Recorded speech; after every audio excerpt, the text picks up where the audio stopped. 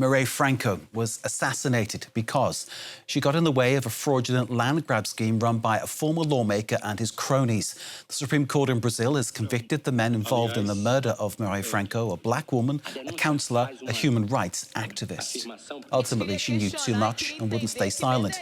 Let's join Tim Vickery. He's waiting for us in Rio. Tim, the introduction, I think, just scratched the surface. Tell us, who was Marielle Franco? An excellent representative of the new Brazil. She was a left-wing politician with a huge future ahead of her, 38 years of age when she was assassinated. She was eloquent, she was bisexual, and she was very, very firmly rooted in the poor communities where she grew up. And she had a huge power of mobilization. And it's that appears to have cost her life nearly 8 years ago in this Murder Inc. mafia-style hit.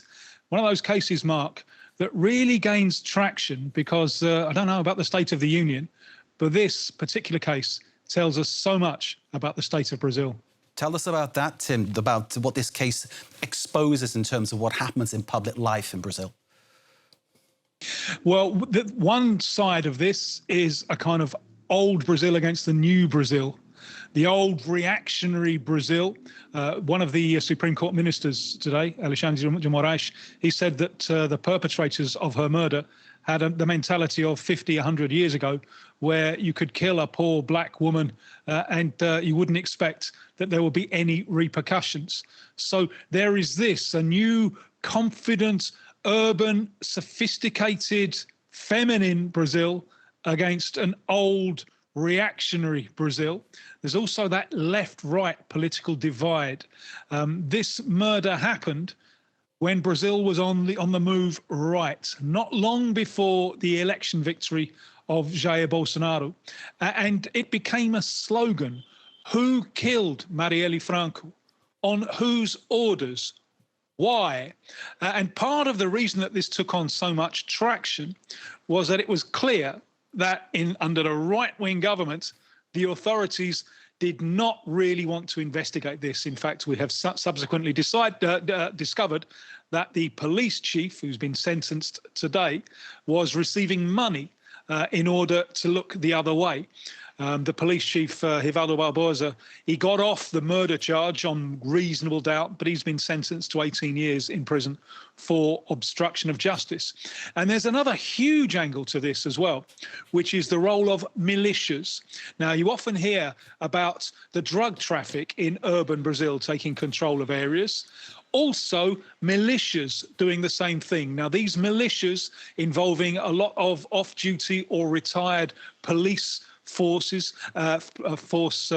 officials, but also those inside the state. And one of the judges today, he said it really is astounding and quite worrying the extent to which the state has been infiltrated by a mafia organisation who intend to use the levers of the state for their own nefarious purposes. In this case, it's a land grab. It's these militias trying to control territories, trying to authorise house building, and then tax the local residents for all of the public services. So essentially, it's militias setting themselves up as an alternative state. Always, Mark, where there is a power vacuum, it's filled by something, be it the drug traffic or be it these militias. So many of these things have come to light in this trial. It's one of those cases that takes on a huge aspect because of that. Important words from one of the judges, Carmen Lucia, the only female judge on the Supreme Court there. She said that how many Marielles will Brazil allow to be murdered until the idea of justice is resurrected in this country of so many indignations. The sister of Marielle Franco, Aniele Franco, she's Lula's Minister for Racial Equality. She said today, we're not celebrating, there's nothing to celebrate, but at least we can take a step forward knowing that impunity has, in this case at least, been overcome. Tim Vickery, thank you, as always, for bringing the clarity that you do every time to each story that you bring us from Brazil. Marielle Franco clearly has an immense legacy, which shines through in the words that you brought to us, the conviction of those who conspired to kill Marielle Franco because she, lawmaker, local councillor, black woman, human rights activist, got in the way of their land grab fraudulent scheme. Tim Vickery with all the details there from Rio.